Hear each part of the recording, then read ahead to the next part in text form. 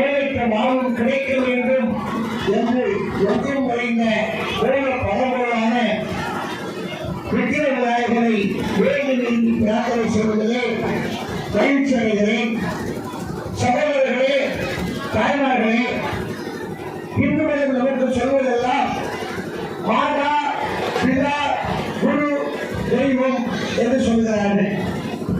மாத்திர தேவோ பவ, பித்ரு தேவோ பவ, அதிதி தேவோ பவ, ஆச்சாரிய தேவோ பவ, சரித்திர தேவோ பவ என்று சுவாமி விவேகானந்தர் சொல்கிறார். அதனுடைய அடிப்படையிலே அவை மூதாட்டி சொல்வது போல அன்னையும் பிதாவும் முன்னேறி தெய்வம். ஆலயம் தொழுவது சாதமும் நன்று. கோயிலார் ஊரில் குடியிருக்க வேண்டாம். இதெல்லாம் நம்முடைய மூதாதையர்கள் நமக்கு சொல்லி தந்திருக்கின்றார்கள். அதே நமக்கு முதலாவதாக இருப்பது மாதா, பிதா. இந்த விநாயகருடைய சிறப்பு அதுதான். நீங்கள் திருவிழாவில் புறத்தை பார்க்கின்ற போது விநாயகருடைய பெருமையை சொல்கின்ற போது விநாயகர் அறிவு கடவுளாக நமக்கு காட்சி தருகிறார். பயத்திற்காக பிரச்சனை வருகின்ற போது உலகத்தை சுற்றி வரக்கூடியவர்களுக்குத்தான் அந்த கனி என்று நம்முடைய பரமபிதா பரமசிவன் சொல்கிறார். முருகனுடைய அவருடைய வாகன மயிலை எடுத்துக்கொண்டு உலகத்தை சுற்ற ஆரம்பித்தார். பாவம் விநாயகர் பெருச்சாரி மூஷிகம் ஆலயத்தில் ஏறி உட்கார்ந்து உலகத்தை சுத்த முடியுமா? அது ஸ்லோவா தான் போகும். அப்போ அந்த விநாயகர் பெருமான் அவங்களுடைய அப்பா அம்மாட்ட போய் கேட்கிறார், இதுக்கு என்ன தீர்வு? உலகத்தை சுற்றி வர வேண்டுமானால் நீங்கள் அன்னையும் அப்பாவையும் மாதாவையும் பிதாவையும் சுற்றி வந்தால் போதும் என்ற செய்தியை, உலகமே அப்பாவும் அப்பாவும் தான் என்ற செய்தியை உணர்த்துவதற்காக நம்முடைய விநாயகர் பெருமாள் அவருடைய தாய் தந்தையாக இருக்கக்கூடிய பரமபிதா பரமசிவனையும் பார்வதி தேவியாரையும் சுற்றி வந்து உலகத்தை சுற்றுவதாக, அன்னையும் பிதாவையும் சுற்றினால் உலகத்தை சுற்றுவதாக அர்த்தம் ஆகியதாலே மாங்கனி எனக்குத்தான் என்று மாங்கனியை வாங்கிக் கொண்டார். இதற்காக கோவிலே சென்றார் வாழமுடன் என்பது வரலாறு. இதற்காக தண்டாயுதபாணியாக இருந்தார் என்பது வரலாறு. உண்மையிலேயே அன்னையும் பிதாவும் முன்னணி தெய்வம் அவர்கள்தான் எல்லாம் என்று சொல்லக்கூடிய ஒரு மார்க்கம் அது இந்துக்களுடைய மார்க்கம். அதுதான் இந்துக்களுடைய செய்தி. நம்ம என்ன நினைக்கிறோம் அப்படின்னு சொன்னா, நம்முடைய தாயமை நமக்கு தெய்வம். அவர்கள்தான் குருவை காட்டுவார்கள். குருதான் கடவுளை பற்றி சொல்லுவார். ஆகையாலே சகோதரர்களே, சகோதரிகளே, நம்ம வீட்டில் இருக்கக்கூடிய தாயும் தந்தையையும் பேரை பாதுகாக்க வேண்டும். அதுதான் நீங்கள் இறைவனுக்கு செய்யக்கூடிய தொண்டு என்று நமக்கு உணர்த்தக்கூடிய வகையில் செயல்பட்டவர் விநாயகர் பெருமாள். ஆகையாலே நாம் அத்தனை பேரும் நம்முடைய வீட்டில் இருக்கக்கூடிய முன்னோர்களை, வீட்டில் இருக்கக்கூடிய பெரியவர்களை வளர்க்க வேண்டும், போற்ற வேண்டும். வாய்க்கு வாய் பேசக்கூடாது, எடுத்து பேசக்கூடாது. அப்பதான் நம்முடைய கடவுள் கூட நமக்கு அனுசரணை செய்வார், அனுக்கிரகம் செய்வார். உண்மையிலேயே இதுக்கெல்லாம் முதல் அம்மா சொல்லுவாங்க, தாய் சொல்லை கேளாத நம்மள் தலைகளை கொண்டுதான் சரி. மம்மாள் தலையை கொண்டு பார்த்துருக்கீங்களா? பாருங்க, மம்மாளை பார்த்துருக்கீங்க? ஆமா, பார்த்துருக்கா. மம்மாள் தலையாக கொண்டுகிறது என்று சொன்னால் பெரியவர்கள் சொல்வது, தாய் சொல்லை கேளாதவன் தலைகீழாதான் போவான் அப்படி சொல்றாங்க. அதனால நம்முடைய சமூக குழந்தைகள் நம்முடைய ஆன்மீக சிந்தனையோடு நம்முடைய இந்து தர்மத்தினுடைய கலாச்சாரத்தையும் பேணி பாதுகாக்க வேண்டும். நம்ம வீடு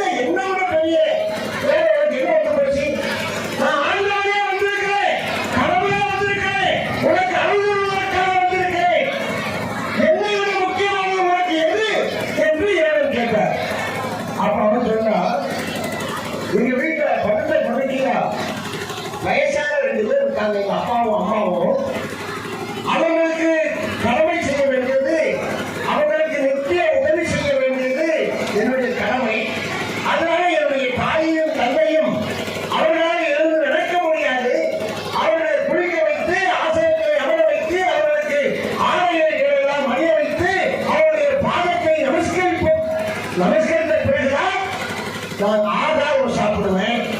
அப்படிப்பட்ட விருப்பத்தை இருக்கக்கூடியவன் நான். ஆகையாலே எனக்கு நீ அந்த வேலையினால அவரை பார்க்க முடியும்னு சொன்னாராம். அவரோட அந்த இறைவன், அந்த பண்டரிகநாதன் அவர் சொன்னா, இவ்வளவு ஒரு அம்மாவும் அப்பாவுக்கும் பணிவிடை செய்யக்கூடியவருக்கு உனக்காக நான் எதை செய்தாலும் தகும் என்று சொல்லி இப்ப பண்டரிகப்படுகிற அந்த மூணு விக்கிரகம் இருக்கிற அந்த விஷ்ணு, மகாவிஷ்ணு செங்கலை உட்கார்ந்திருப்பாராம். ஏது இந்த செங்கல் என்றால் அந்த புண்டரீகக்காரனுடைய அந்த பக்தியினுடைய கட்டளைக்காக இறைவன் அப்படி இருக்கான்னு சொன்னார். இறைவனே அப்பா அம்மாவுக்காக ஒரு செப்பு தள்ளி நிற்கிறார். மாதா பிதா குரு நாலாவதுதான் தெய்வம். ஆதரவு நமக்கு ஒரு கடமை, இன்னைக்கு கடமை. குழந்தையாக பொருளாச்சு, பெரியவராக பொருளாச்சு, நாமும் ஒரு நாள் முக்கியவராகும். நாமும் ஒரு நாள் தள்ளாத வயதாக ஆகும். நமக்கும் தள்ளாத உடம்பு. ஆகையாலே அன்னையர்களுடைய குழந்தைகள், பேர குழந்தைகள் நம்மை எல்லாம் கொட்டி குழாவ வேண்டுமானால், அன்போடு இருக்க வேண்டுமானால், நீங்களும் மூணாதவர்களுக்கு பிறக்கினால் உற்பதம் செய்யும், தவக்கினால் பிற்பதற்கு காலை வரும். நாம அப்பா அம்மாவுக்கு என்ன செய்யணுமோ, எதை கொடுக்கணுமோ, அதை தான் நம்முடைய குழந்தைகள் நமக்கு கொடுக்கும். ஆகையாலே அன்பானவர்களே, சகோதரர்களே, சகோதரிகளே, சமயப்பு கொள்கைகளே, உண்மையிலே நாம் மற்றவர்களும் அம்மாவுக்கும் அப்பாவுக்கும் அன்பாக சேர்ந்து அப்பா கடினமா திட்டுவார். அப்பா திட்டலாம் வேற யார் திட்ட போறார்? அப்பா எந்த நிலையிலே இருந்தாலும் உனக்கு நல்ல விஷயம் வேணும்னு சொன்னா அதை செய்து அப்பா. ஒரு அன்பா இருக்கக்கூடிய அம்மா எனக்கு தெரியும். என் உடனே இருக்கக்கூடியவர்களும் அவங்க பிள்ளைகளுக்கு ஏதாவது நல்லது செய்ய வேண்டும் என்ற ஆசை அவர்கள் இருப்பதை நான் பார்த்துக் கொண்டிருப்பேன். குழந்தையை பார்த்து பார்த்து அதற்கு போகாமல் வர வைக்க வேண்டிய வேலை தாயுடையது, தந்தையுடையது. அதற்கு வேண்டிய தேவைகளை எல்லாம் பூர்த்தி செய்வது அன்னையும் பிதாவும். ஆகையாலே அப்படிப்பட்ட ஒரு அன்னையும் பிதாவும் நமக்கு கிடைத்திருக்கிறார்கள். அப்படிப்பட்ட அன்னையும் பிதாவையும் வணங்குவது என்பது நமக்கு இறைவன் கொடுத்த கட்டளை, இறைவன் கொடுக்கக்கூடிய பேரை இந்து தர்மம் சொல்லக்கூடிய வழிகாட்டுகிறது. அதனுடைய அடிப்படையில் நம்முடைய வாழ்க்கையை அமைத்துக் கொள்வது. ஆனால் இன்றைக்கு விநாயகரை வழிபட்ட அந்த நன்மை நமக்கு அத்தனை பேருக்கும் கிடைக்கும். அப்படிப்பட்ட ஒரு சூழ்நிலையை நமக்கு சொல்வதுதான் விநாயகர் பெருமாள். இன்னொரு விஷயம் இருக்கிறது. இது கூட கடல்ல கிடைக்கிறது. ஒரு அழகா இருக்கு, பார்க்கறதுக்கு நல்லா இருக்கு. அந்த பிள்ளையாரை பார்த்தா அற்புதமாக வடிவமைத்திருக்கிறார்கள். இதெல்லாம் கடலை கொண்டு போகணும்னு சொன்னா இதெல்லாம் மண்ணில செய்வது. மண்ணில செய்த பொருள் அது அழிந்து போகும், புதிர்ந்து போகும். ஒரு கோயிலில் இருக்கக்கூடிய சிலை சேதமானால் அது தோஷம், அது பாவம். இதை ஒரு வருஷத்துக்கு வச்சு கூட செய்ய முடியாது.